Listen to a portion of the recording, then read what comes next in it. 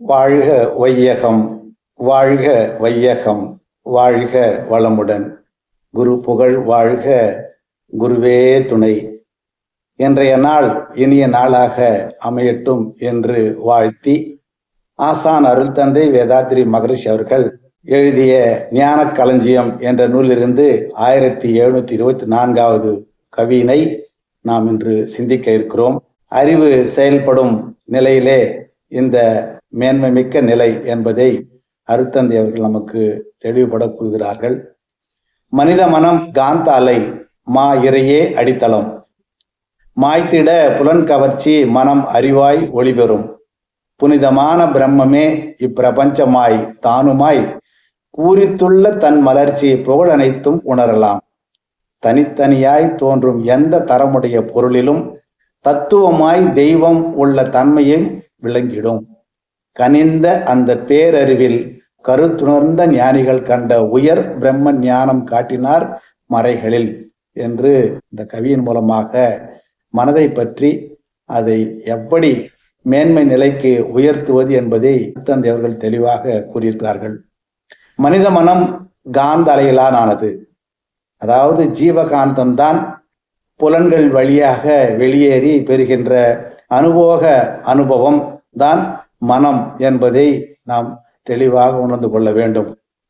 அப்படி மனிதனுடைய அடித்தளம் இறையே என்பதை நாம் புரிந்து கொள்ள வேண்டும். நம்முடைய மனதின் மறுபக்கம் தெய்வம் என்பதை நாம் புரிந்து கொண்டால் கண்டிப்பாக புலன் கவர்ச்சிகளிலிருந்து நாம் விடுபட முடியும். ஐயுணர்விலிருந்து மெய்யுணர்வு நோக்கிய பயணத்தை மேற்கொள்வதற்கு இந்த மனம் அறிவாய் ஒளிபெறும். புனிதமான பிரம்மமே இப்பிரபஞ்சம் தானுமாய் பூரித்துள்ள தன் மலர்ச்சி புகழ் அனைத்தும் உணரலாம் என்கிறார். இந்த தூய்மையான ஆதி அனாதை பிரம்மம் என்று சொல்லக்கூடிய அந்த சொத்த வெளியே தான் பிரபஞ்சமாகி தானுமாகி தன் மலர்ச்சி பெற்று எந்த தரமுடைய பொருள்களிலும் ஜீவன்களிலும் ஜடப்பொருள்களிலும் இருக்கிறது என்ற தத்துவத்தை நாம் உணர்ந்து கொள்வதற்கு நம் மனதை அறிந்து கொண்டால் அது வெகு சுலபமாக இருக்கும். அப்படி மனதின் மாண்பு எதுவோ அதுதான் மனிதனின் மாண்பு. இப்போ மனமது செம்மையானால் மந்திரம் ஜெபிக்க தேவையில்லைன்னு சொல்வார்கள். மனதை பற்றி நாம் தெளிவுபட புரிந்து கொள்ள வேண்டும். மனதின் மறுமுனையான அந்த தெய்வ நிலையை உணர வேண்டும் என்றால் மனம்தான் ஒரு துருப்புச்சீட்டு. ஆகவே மனதின் மூலமாக நாம் அத்துணை ரகசியங்களையும் அறிந்து கொள்வதற்கு மனம் மேன்மை நிலை அடைய வேண்டும். கனிந்த அந்த பேரறிவிலே கருத்துணர்ந்த ஞானிகள் எல்லாம் நமக்கு இந்த பிரம்ம ஞானத்தை தெளிவுபட நமக்கு விளக்கியிருக்கிறார்கள். அதிலே அருட்தந்தை வேதாத்ரி மகரிஷி அவர்கள் ஒரு முக்கிய மகான். இவர் இந்த எந்த பிரபஞ்சத்திலேயும் தன்னுடைய மனதனுடைய சுடலையை குறைத்து அந்த தெய்வ நிலையோடு இருந்ததுனால தான் எந்த கல்லூரியிலேயும் எந்த பல்கலைக்கழகத்திலேயும் படித்து தெரிந்து கொள்ள முடியாத அளவிற்கு அந்த பிரபஞ்சத்தோடு பிரபஞ்சமாக இணைப்பதற்கு அவருடைய மனம்தான் காரணம்.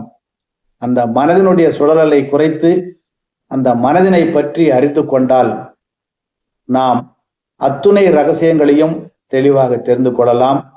நம்முடைய அறிவு மேன்மை நிலை அடைவதற்கு மனதை பற்றி அறிந்து கொள்ள வேண்டும். மனதின் மாண்பு ஒவ்வொருத்தருக்கும் உயர்ந்ததாக அமையணும். அப்போ மனதை பற்றி அறிந்து கொள்ள வேண்டும் என்றால் உன்னை பற்றி நீ ஆராய்ச்சி செய்ய வேண்டும். உன்னை பற்றி ஆராய்ச்சி செய்ய வேண்டும் என்றால் தவம் பேருதவியாக இருக்கும். ஆகவே இப்பேற்பட்ட கவிகள் மூலமாக நமக்கு அருள் தந்தை அவர்கள் நமக்கு ஞான மார்க்கத்தை அழகாக காட்டி ஐயுணர்விலிருந்து விடுபட்டு மெய்யுணர்வு நோக்கிய பயணத்திற்கு வழிகோலி இருக்கிறார்.